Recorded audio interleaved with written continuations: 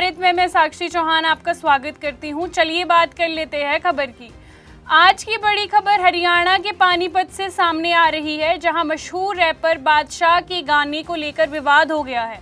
मामला इतना बढ़ गया है कि हरियाणा राज्य महिला आयोग ने उनकी गिरफ्तारी के आदेश तक दे दिए हैं, साथ ही उनका पासपोर्ट जब्त करने की भी बात कही है।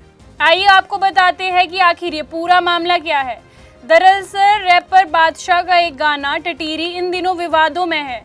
इस गाने के बोल को लेकर आरोप लगाया जा रहा है कि इसमें महिलाओं और बेटियों के लिए अपमानजनक शब्दावली का इस्तेमाल किया गया है। इसी को लेकर पानीपत की रहने वाली सावित्री आर्य ने शिकायत दर्ज करवाई थी। सावित्री आर्य नारी तू नारायणी संगठन की अध्यक्ष है। उनका कहना है कि इस तरह के गाने समाज में गलत संदेश देते हैं और महिलाओं के सम्मान को ठेस पहुंचाते हैं। शिकायत मिलने के बाद Haryana state commission of women ने इस मामले को गंभीरता से लिया और रैपर बादशाह को नोटिस जारी किया। आयोग ने बादशाह को 13 मार्च को पानीपत जिला सचिवालय में पेश होने के लिए कहा था, लेकिन बादशाह जन सुनवाई में पेश नहीं हुए। उन्हें पेश इसीलिए होना था ताकि वे अपना पक्ष रख सके और इस मामले में अपनी सफाई दे सके, लेकिन जब सुनवाई का दिन आया तो बादशाह आयोग के सामने पेश नहीं हुए।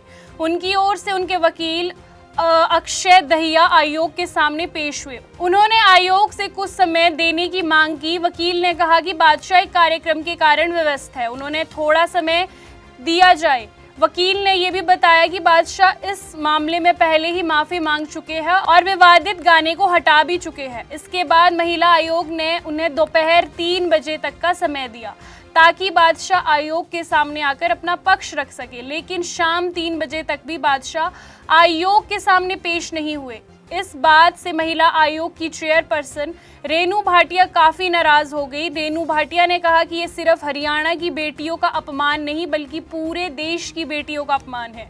उन्होंने कहा कि पहले गाने में बेटियों के लिए अपमानजनक और मर्यादा से परे शब्दों का इस्तेमाल किया गया और अब आयोग के सामने पेश न होना बेटियों का अपमान है। इसके बाद महिलाओं ने सख्त कार्रवाई करते हुए पानीपत पंचकुला की पुलिस को तुरंत बादशाह को गिरफ्तार करने का आदेश दिया। साथ ही पुलिस को ये भी कहा गया कि बादशाह का पासपोर्ट भी जब्त किया जाए ताकि वे देश छोड़कर ना जा सके। इस पूरे मामले को और गंभीर बनाते हुए महिला आयोग की chairperson national commission of women को भी एक पत्र लिखा। इस पत्र में उन्होंने मांग की कि बादशाह के सभी गानों पर पूरे देश में प्रतिबंध लगाया जाए। इसके अलावा उन्होंने ये भी कहा कि देश के हर राज्यों में बादशाह के होने वाले कार्यक्रमों पर भी रोक लगाई जानी चाहिए। महिला आयोग का कहना है कि ये सिर्फ एक राज्य का मामला नहीं बल्कि पूरे देश की महिलाओं के सम्मान से जुड़ा ये एक मुद्दा है।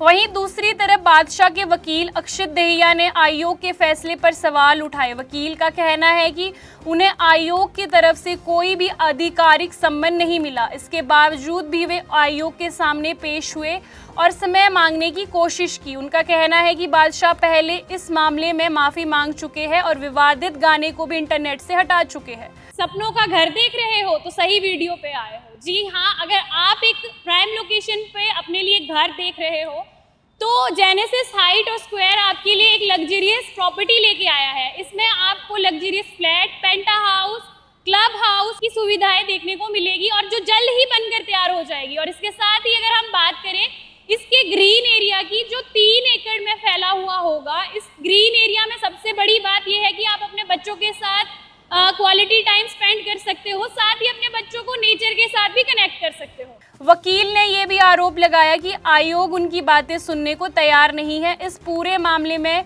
राजनीति की जा रही है। अब ये मामला काफ़ी बड़ा हो गया है और सोशल मीडिया पर भी इसको लेकर बहस होनी शुरू हो गई है। कुछ महिला आयोग के फैसले का समर्थन कर रहे हैं और कुछ लोगों का कहना है कि महिलाओं के सम्मान के खिलाफ किसी भी तरह की भाषा बर्दाश्त नहीं की जाएगी।